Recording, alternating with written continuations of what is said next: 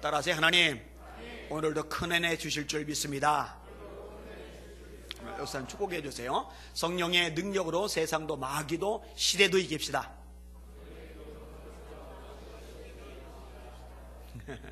하나 살짝 바꿨어요. 성경에서 이 감사에 대한 것이 얼마나 많이 강조되는지 여러분들은 잘 아실 겁니다. 여러분 예배를 지금 드리고 있는데 이 예배는 반드시 감사가 플러스 되어야 됩니다. 성경은 명확히 말씀합니다. 감사로 제사 드리는 자가 나를 영화롭게 하나니 그 행위를 옳게 하는 자에게 내가 하나님의 구원을 보이리라. 여러분들 이 시간에 감사로 예배 드리고 계십니까? 마음껏 제재하지 않고 자유로운 분위기 속에서 예배 드릴 수 있는 거 감사하시길 바랍니다. 안 되는 나라들 있죠? 그리고 여러분들이 마음껏 찬양하고 기도 부를 수 있는 이 건강한 몸이 있는 거 감사하시길 바랍니다. 짜증내고 인상 쓰고 드리는 예배 하나님 안 받으세요. 그런 예배일 수가 없어요. 예배 속에는 반드시 감사가 들어가야 됩니다. 다시 한번 따라합시다. 감사로 제사 드리는 자가 나를 영화롭게 하나니. 반대로 말하면 감사가 빠진 예배는 하나님을 영화롭게 할 수가 없다는 거죠. 여러분 기도에 있어서도 또 하나 중요한 게 감사죠. 성경은 명확하게 말씀합니다. 아무것도 염려하지 말고 오직 모든 일에 기도와 간구로 너희 구할 것을 감사함으로 하나님께 아뢰라. 그리하면 감사함으로 하나님께 아뢰일 때 그렇게 하면 모든 지각에 뛰어난 하나님의 평강이 그리스도 예수 안에서 너희 마음과 생각을 지키시리라. 이런 기도할 때 감사로 기도하십니까? 그렇게 하실 수 있기를 주님의 이름으로 축원합니다. 그러면 하나님의 평강이 여러분의 마음을 지켜주실 것입니다. 하나님의 평강이 여러분의 생각을 지켜주실 겁니다. 복잡하고 어수선하고 막 갈등하고 본내에 빠지고 이거 날아가요. 하나님의 평강이 임하는데 그게 남아있다는 것은 불가능한 거죠. 하나님의 평강이 임하는데 마음이 막 뒤죽박죽 되는 거 이거는 불가능한 거죠. 근데 여러분 감사로 기도를 드린다라고 하는 거는요, 그 기도의 응답을 믿는 믿음이 있다는 거예요.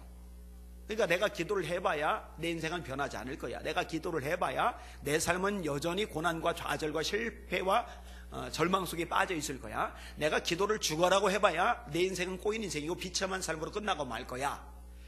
이렇게 생각을 한다면 감사는 나올 수가 없는 거죠.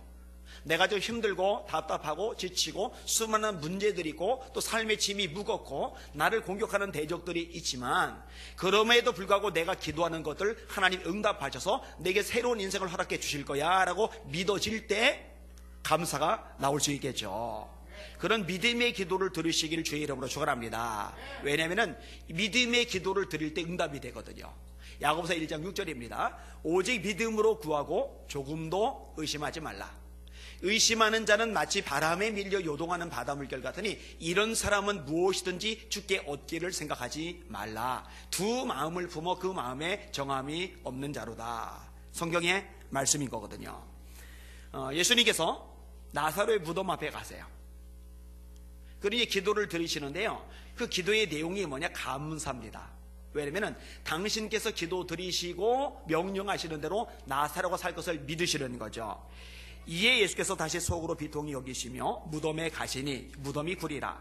돌로 막았거늘 예수께서 이르시되 돌을 옮겨 놓으라 하시니 그가 그 죽은 자의 누이 마르다가 이르되 주여 죽은 지가 나흘이 되었음에 벌써 냄새가 나나이다. 예수께서 이르시되 내 말이 네가 믿으면 하나님의 영광을 보리라 하지 아니하느냐 하시니 돌을 옮겨 놓으니 예수께서 눈을 들어 우러러보시고 이르시되 아버지여 내 말을 들으신 것을 감사하나이다. 아직 나사로 안 살았어요? 무덤 속에 있어요? 썩었어요? 냄새 철철 나요? 그런데 응답을 믿는 거예요. 그래서 들으신 것을 감사하나이다. 내 말을 들으신 것을 감사하나이다. 들으실 것을 감사가 아니라 들으신 것을 감사하나이다. 구약의 전쟁이 벌어질 때 선지자들이 예언을 하는데 재미난 표현을 해요. 여호와께서 그들을 너희 손에 붙이시리라 라고 말하지 않아요. 너희 손에 붙이셨느니라 과거형으로 말해요. 왜냐면요, 아직 눈에 보이지 않고 손에 잡히지 않고 현실화되지 않았지만 영적으로 이미 그게 이루어진 거거든요. 왜냐, 하나님이 개입하시니까. 이런 패턴의 기도가 성경에 많이 나오는 거죠. 다시요, 아버지여 내 말을 들으신 것을 감사나이다. 항상 내 말을 들으시는 줄을 내가 알았나이다. 그러나 이 말씀 하옵는 것은 둘러선 무리를 위함이니 곧 아버지께서 나를 보내신 것을 그들로 믿게 하려 함이니이다. 자, 또 하나, 이 감사는 하나님께서 우리에게 원하시는 뜻의 뜻. 제가 이 얘기는 여러 번 했어요. 하나님, 나를 향한 당신의 뜻이 뭡니까? 이런 기도 할 필요 없다고요. 왜냐하면 그런 기도가 굉장히 비효율적이에요. 그리고 추상적이에요. 이미 명확하게 주어진 뜻부터 순종하고 나서 하나님, 또 다른 뜻이 뭡니까? 제가 그것도 따르기를 원합니다. 이렇게 해야 순서가 맞죠. 이미 명확하게 알려준 하나님의 뜻이 있는데 그것은 실천도 하지 않은 채 다른 거 뭘 어쩌겠다는 거예요. 다른 것도 어차피 의미가 없어요. 항상 기뻐하라, 쉬지 말고 기도하라, 범사에 감사하라. 이것이 그리스도 예수 안에서 너희를 향하신 하나님의 뜻이니라. 따라합시다. 항상 기뻐하라. 어때요? 항상 기뻐하세요? 대답이 다 죽었네. 항상 기뻐하시길 바랍니다. 따라합시다. 쉬지 말고 기도하라. 어때요? 쉬지 않고 기도하세요? 쉬지 않고 기도하시길 주의 이름으로 축원합니다. 그 다음에 세 번째가 오늘 본문하고 연결되는 거예요. 따라합시다. 범사에 감사하라. 여러분, 범사에 감사하세요? 범사에 감사하실 수 있길 주의 이름으로 축원합니다. 이 범사라는 말 속에는 잘 될 때뿐만 아니라 안 될 때, 박수 받을 때뿐만 아니라 욕 먹을 때, 넉넉할 때뿐만 아니라 빈궁할 때, 일이 계획대로 추진될 뿐만 아니라 엉켜버렸을 때, 건강할 때뿐만 아니라 아플 때, 이 모든 것들을 통칭해서 범사라고 그러는 거예요. 그러니까 상황이나 처지나 환경에 따라서 왔다 갔다 하는 감사는 하나님의 뜻이 아니고, 상황이나 처지나 형편과 상관없이 이런 것을 뛰어넘어서 그럼에도 불구하고 감사하는 것, 이게 하나님의 뜻이라는 거죠. 다니엘의 감사가 그런 감사죠. 사자고래고 들어가요. 뜯어먹힐 거예요. 이걸 알지만 전에 하던 대로 하나님께 3번씩 기도하고 감사하잖아요. 이런 식의 감사, 이것이 바로 저와 여러분을 향한 하나님의 뜻이라는 거죠. 또 하나, 감사할 수 없는 중에 감사할 때 이때 능력이 나타납니다. 이 능력을 경험하는 여러분들 되시기를 주님의 이름으로 축원합니다. 바울이요, 주님에서 다 포기했잖아요. 출세도, 성공도, 돈도, 명성도, 인기도, 보장되고 안락한 삶도 다 포기를 했는데, 이렇게 헌신하고 이렇게 포기 많이 하고 이렇게 기도 많이 하고 이렇게 충성된 주의 종이 억울하게 매를 두들겨 맞고 억울하게 감옥에 갇히고, 그것도 손과 발목이 차인 채 옴짝살짝 못하는 비참한 신세가 되고, 근데 그 와중에도 찬양하잖아요. 그 와중에도 기뻐하잖아요. 그 와중에도 감사하잖아요. 여러분, 이런 바울에게 하나님이 능력을 주시잖아요. 옥문이 열리고 착고가 풀리고 간수의 집안이 예수 믿는 그 사건 말고요, 엄청난 일들이 굉장히 많이 일어나요. 왜냐하면 하나님을 기쁘시게 하는 삶의 특징이 나타나기 때문에 거기에 하나님이 축복을 내려 주시는 거거든요. 오늘 본문에 등장하는 다윗도 역시 마찬가지 사람입니다. 정말 감사를 잘하는 사람이에요. 오늘 설교 제목 따라합시다. 하나님 마음에 든 다윗의 감사와 찬양. 다시 한번, 하나님 마음에 든 다윗의 감사와 찬양. 하나님 마음에 쏙 드는 다윗, 왜냐하면 감사와 찬양이 있으니까 그 모습을 배워나가는 저와 여러분들 되시기를 주님의 이름으로 축원합니다. 오늘 본문에 보면요, 다윗의 감사 이유들이 몇 가지가 나와요. 2절과 3절을 같이 읽을게요. 시작. 내가 주를 기뻐하고 즐거워하며 지존하신 주의 이름을 찬송하리니 내 원수들이 물러갈 때에 주 앞에서 넘어져 망함이니이다. 5절입니다. 이방 나라들을 책망하시고 악인을 멸하시며 그들의 이름을 영원히 지우셨나이다. 아멘. 다윗은요, 늘 원수들이 많았어요. 대적들이 많았어요. 나의 대적들이 어찌 그리 많은지요. 일어나 나를 치는 자가 많으니이다. 시편 3편이죠. 내 대적들이 왜 이렇게 많습니까, 하나님? 나를 일어나 치는 사람들 너무 많아요, 하나님. 이런 고백이 나와요.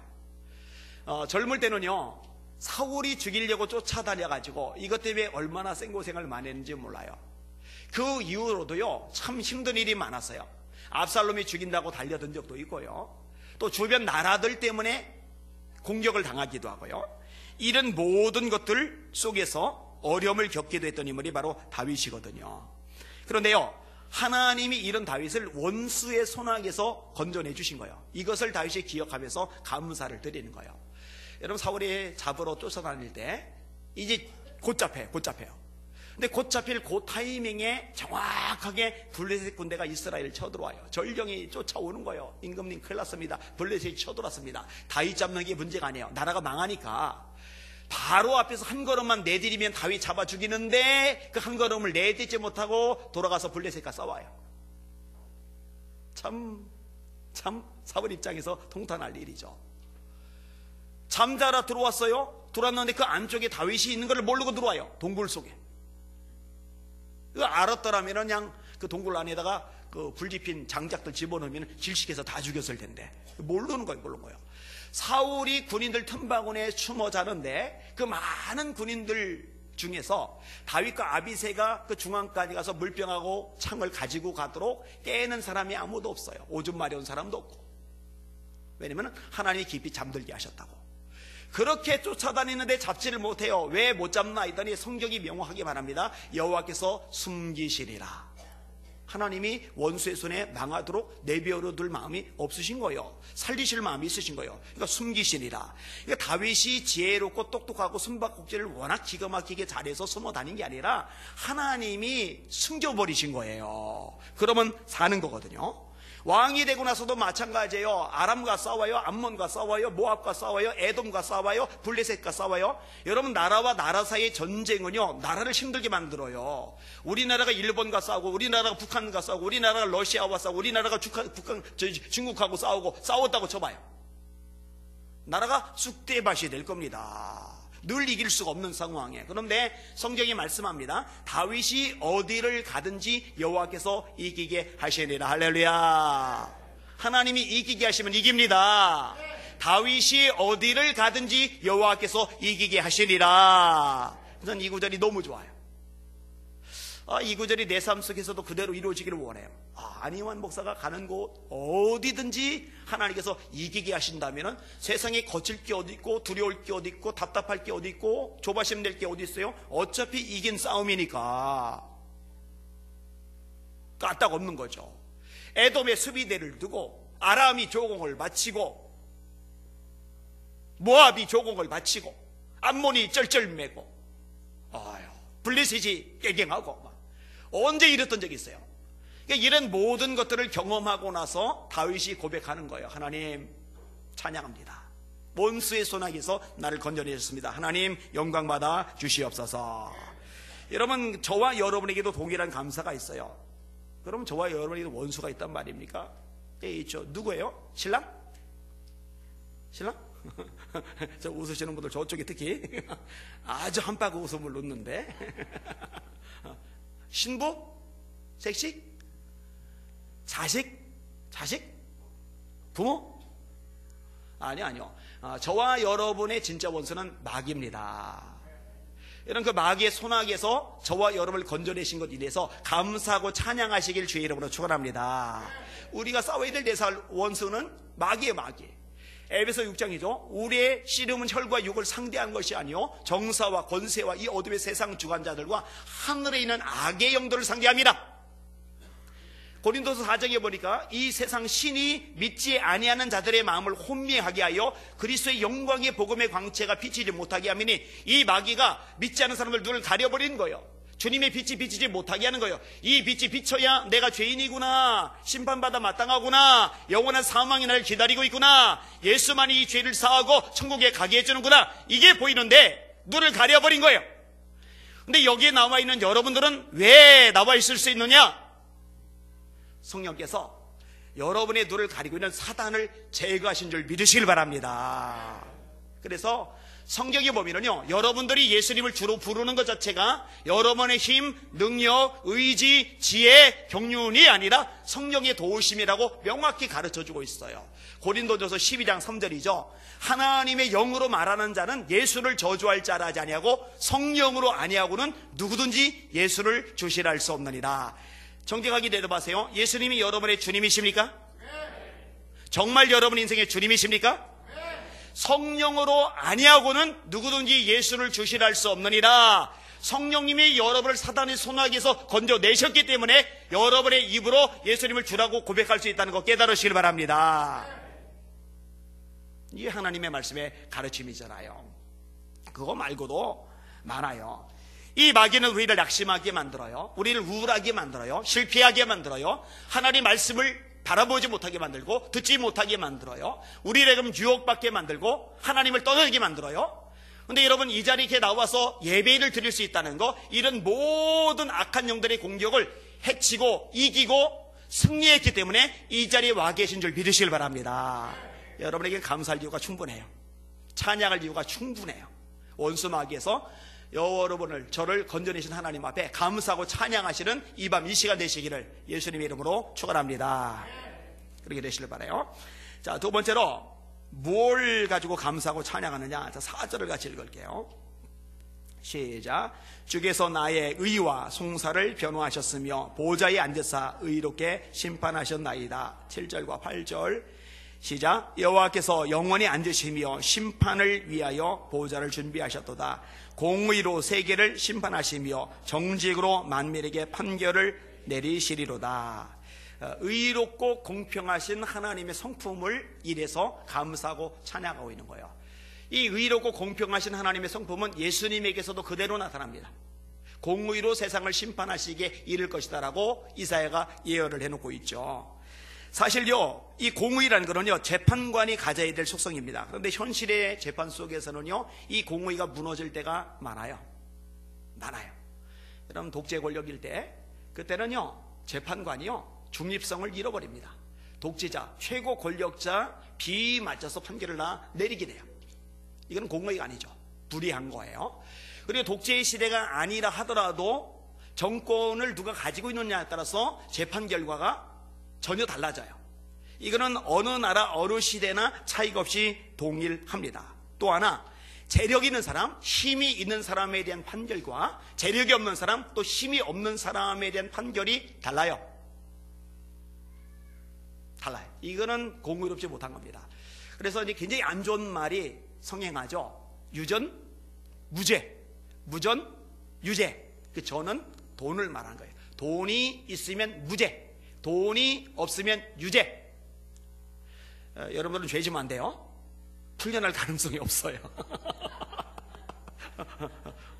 나는 한 100억 정도는 가지고 있다. 그래서 갇혀도 좀 이게 변호사도 그렇고 전관 예우를 왜 해요? 대법관이나 아니면 검사장이나 이런 거 하다가 나온 사람이 변호사가 되면은요, 지금 판사가 사법연수원 까마득한 후배거든요. 그러니까 신경 쓸 수밖에 없거든요. 그러니까 로펌에서 거액을 들여서 스카우트 하잖아요. 근데 대법관 출신 여자분 하나가 저기 시골 가가지고서 거기서 지방 재판을 한다고 해서 신문이 나죠. 야, 세상에 우리나라에 이렇게 존경받는 대법관 출신이 있네. 왜냐면 대부분 로펌에 들어가서 거액의 연봉을 받았거든요. 저와 여러분들은요, 죄 지면 안 돼요. 변호사 큰 돈 쓸 돈 없어요. 그죠? 변호사 써서 빠져나올 돈 있으면 그냥 감옥살이 하시고 그 돈 거치공금하세요. 그게 나죠. 그죠? 좀 살고 나오시고 그게 나을 거예요. 그런데요, 하나님은 그런 게 없어요. 힘이 있다고 편들어 주지 않아요. 힘이 없다고 발세하지 않아요. 돈이 있다고 편들어 주지 않아요. 돈이 없다고 무시하지 않아요.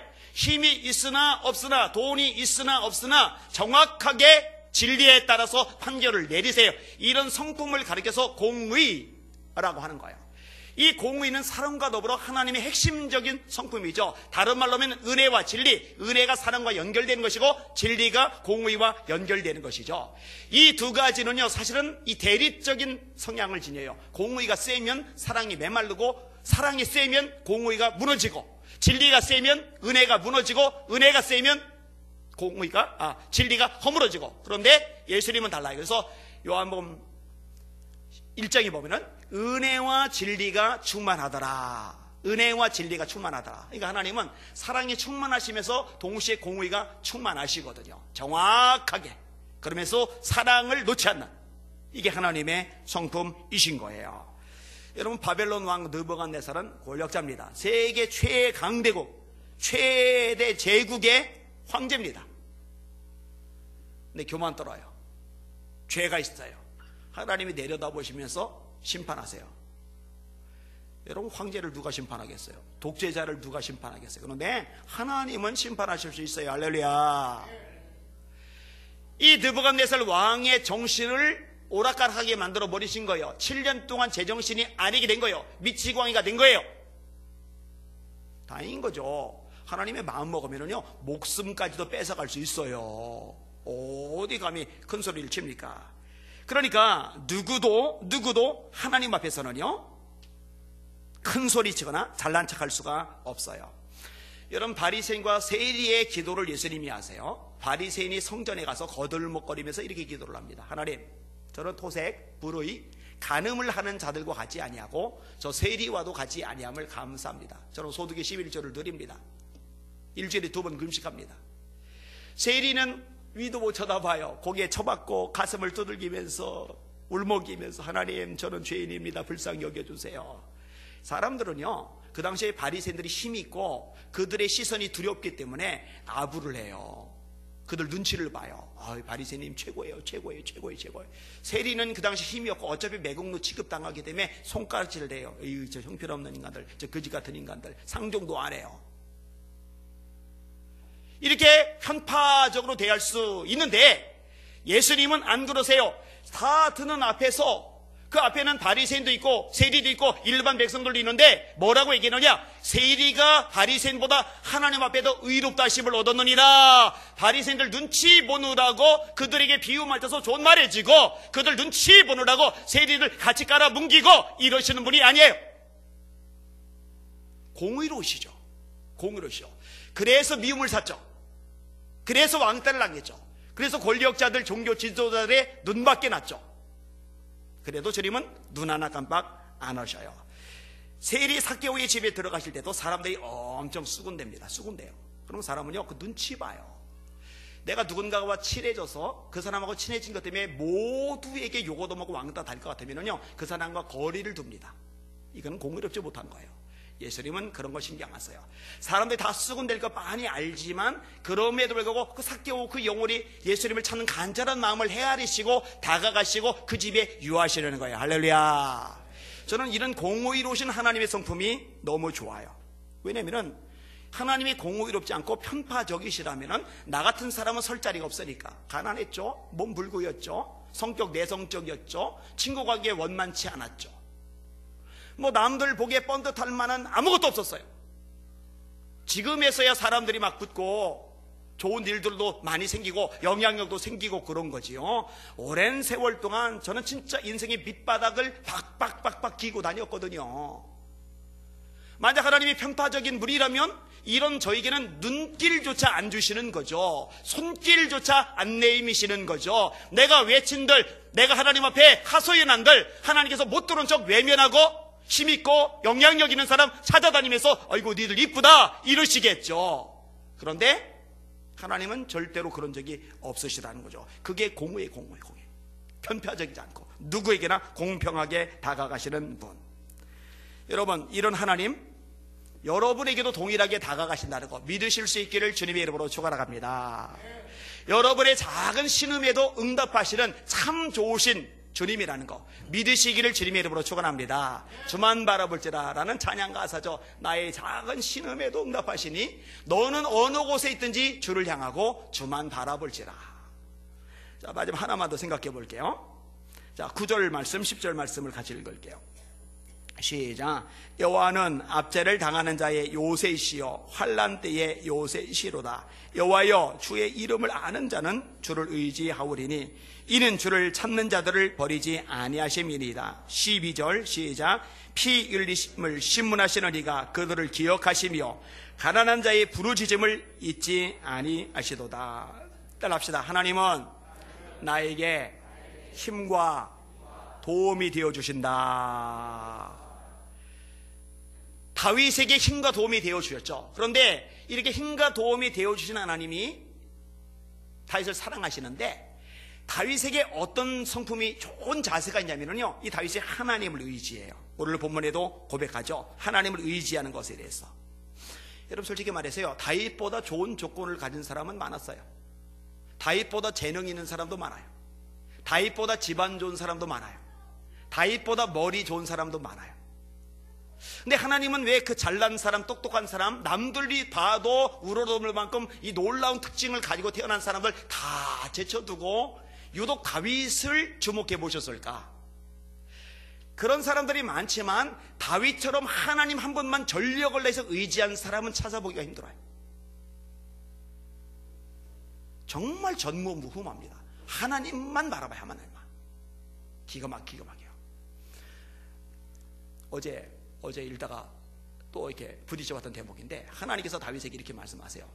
뽕나무 위에서 발자국, 사람이 걷는 소리가 나거들랑 그때 공격해라. 뭐 미친 소리예요. 그 당시에 무슨 닌자들이 있어서 뽕나무 위에서 막 닌자들이 막 다다다닥 달려가요. 그죠? 말이 안 돼요, 말이. 그런데요, 다윗은 하나님만 바라봐요. 그러면 뽕나무에서 소리를 내가지고 기다려야지. 근데 소리 나면 공격하는 거예요. 사울을 피해서 아둘람 동굴 생활하고 부모님 모압에 망명시켰잖아요. 얼마 전에 설교한 내용이 있잖아요. 그런데 갓 선지자가 유대로 돌아가라, 사자 아가리 속으로 되돌아가래요. 그러면은요, 가요. 그냥 가. 아니 그 일날을 블레셋이 신곡을 했는데 사울을 피해 도망가는 주제에 기도해봤더니 하나님이 블레셋 이기게 하신다고 했다고, 가자고. 부하들 400명이 다 반대하잖아요. 100% 반대하잖아요. 여러분 그 400명은요 다윗에게 모든 것이에요. 그들까지 떨어져 나가면 다윗은 진짜 외톨이에요. 아무도 주변에 없게 되는 거예요. 그러면 그들 말 들어줘야 돼요. 그런데 또 기도해보니까 하나님이 맞대요. 그러니까 그들 설득해서 또 가잖아요. 하나님만 봐요. 하나님만. 여러분 이런 사람이 세상에 어디 있어요? 다윗이 실수 안 하는 게 아니에요. 문제 없는 게 아니에요. 그럼에도 불구하고 하나님만 의지하고 하나님만 바라보는 다윗, 하나님 보실 때 이쁠 수밖에 없는 거죠. 여러분 시편 146편에 이렇게 말씀합니다. 귀인들을 의지하지 말며 도힘이 없는 인생을 의지하지 말지니 그 호흡이 끊어지면 흙으로 돌아가서 그 도모가 당일에 수포로 돌아가리로다. 야곱의 하나님을 자기의 도움으로 삼으며 여호와 자기 하나님에게 자기의 소망을 두는 자는 복이 있도다. 할렐루야. 누구에게 소망을 둔다고요? 하나님께 소망을 둔다고요. 시편 43편 5절이죠. 내 영혼아 네가 어찌하여 낙심하며 어찌하여 내 속에서 불안해하느냐. 너는 하나님께 소망을 두라. 그가 나타나 도우심으로 말미암아 내가 여전히 하나님을 찬송하리로다. 예레미야 17장에 이렇게 말씀합니다. 이 말씀도 참 좋은데, 여호와께서 이와 같이 말씀하시리라. 무릇 사람을 믿으며 육신으로 그의 힘을 삼고 마음이 여호와에게서 떠난 그 사람은 저주를 받을 것이라. 그는 사막의 떨기나무 같아서 좋은 일이 오는 것을 보지 못하고 광야 간조한 곳 건건한 땅 곧 사람이 살지 않는 땅에 살리라. 그러나 대비되는 거예요. 그러나 여호와를 의지하며 여호와를 의뢰하는 그 사람은 복을 받을 것이라. 여호와를 의지하며 여호와를 의뢰하는 사람은 복을 받을 것이라. 할렐루야. 그런 물가에 심겨진 나무가 뿌리를 강변에 뻗치고 더위가 올 때라도 두려워하지 아니하고 그치는 해도 걱정이 없고 결실이 그치지 아니함 같으리라. 이렇게 말씀하고 있잖아요. 그러니까 하나님을 의지하는 부분에 대해서 굉장히 많이 강조를 하고 있는 거예요. 여러분 하나님만 의지합시다. 하나님만 바라봅시다. 이렇게 하나님만 의지하고 하나님을 바라볼 때 오늘 읽은 본문에 하나님이 산성이 되세요. 앞지에 당하는 자의 산성이란 표현, 환난 때의 산성이란 표현. 그죠? 하나님 의지해야죠. 하나님께 비해야죠. 자, 저기 총을 막 쏘는데 콘크리트 옹벽 뒤에 딱 숨어 있으면요 까딱없어요. 근데 저기 막 쏘는데 유리창 뒤에 숨어 있어요. 쏴라. 방탄유리 아니에요? 죽는 거죠.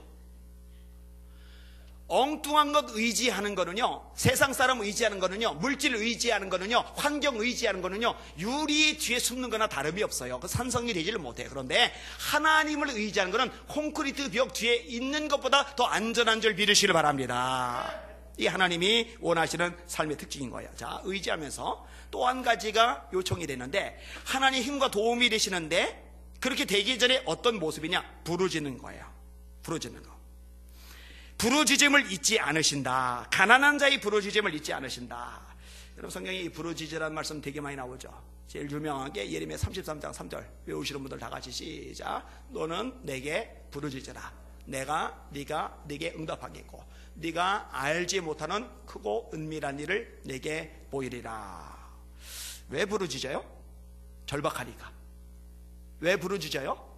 우리의 힘, 능력, 노력, 수단, 방법, 인내, 발버둥으로 헤쳐나갈 길이 없으니까. 왜 부르짖어요? 하나님만이 유일한 구원, 유일한 소망, 유일한 해결책이니까. 그러니까 부르짖는 거야. 한나가 통곡하며 기도하죠. 그거 부르짖는 거예요. 여호사밧 부르짖죠. 여러분 예수님도 부르짖으셨어요. 그런 육체에 계실 때에 자기를 죽음에서 능히 구원하실 이에게 심한 통곡과 눈물로 간구와 소원을 올렸고 그의 경외하심을 인하여 들으심을 얻어느니라. 심한 통곡, 눈물. 흐느끼는 게 아니에요. 그냥 통곡이 아니에요. 심한 통곡. 누가복음 22장 예수께서 더욱 힘쓰고 애써 간절히 기도하시니 땀이 땅에 떨어지는 핏방울 같이 되더라. 수없이 말하죠. 침묵기도하면 땀 나요 안 나요? 부르짖어야 땀나죠. 여러분 부르짖어 기도하실 수 있기를 주님의 이름으로 축원합니다. 진을 빼서 기도하시기를 주의 이름으로 축원합니다. 다윗도 그 기도를 참 많이 했어요. 부르짖는 기도. 왕이 되고 나서도 역시 마찬가지예요. 도망 다닐 때도 그랬지만 왕 되고 나서도 이 부르짖는 기도. 그때 하나님이 힘이 되어주시고 능력이 되어주실 줄 믿습니다. 그 하나님 경험하시는 여러분들 되시기를 주님의 이름으로 축원합니다. 그게 복이에요. 말씀을 정리할게요. 다윗이 무엇을 감사하고 있는가 따라합시다. 하나님이 원수를 이기게 하셨다. 저와 여러분에게도 원수마귀를 이기게 하시고 구출해 주셨어요. 이렇게 예배자로 오게 하셨어요. 우리 하나님 앞에 감사의 박수 올립시다. 아멘. 자, 왜 찬양과 감사를 해요? 따라합시다. 하나님이 공의로우시기 때문이다. 여러분 못생기셨어도 걱정하지 마세요. 가난하셔도 걱정하지 마세요. 실패하셨어도 걱정하지 마세요.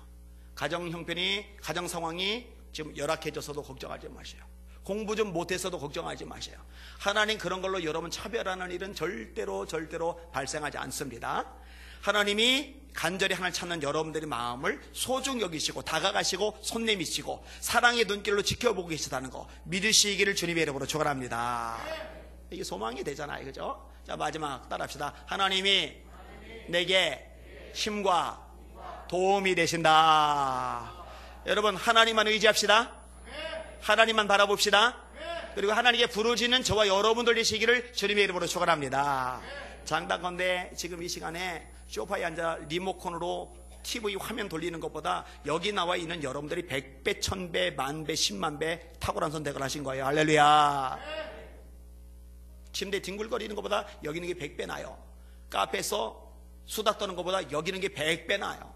이렇게 금요일날 나와서 말씀 붙잡고 하나님 앞에 부르짖는 거 이거 절대로 땅에 떨어지지 않을 겁니다. 하나님이 때가 돼서 목돈 타게 하실 줄 믿습니다. 우리가 선을 행하되 낙심하지 말지니 포기하지 아니하면 때가 이름에 거두리라. 이것을 경험하고 간증거리로 삼는 여러분들 되시기를 예수님의 이름으로 축원합니다.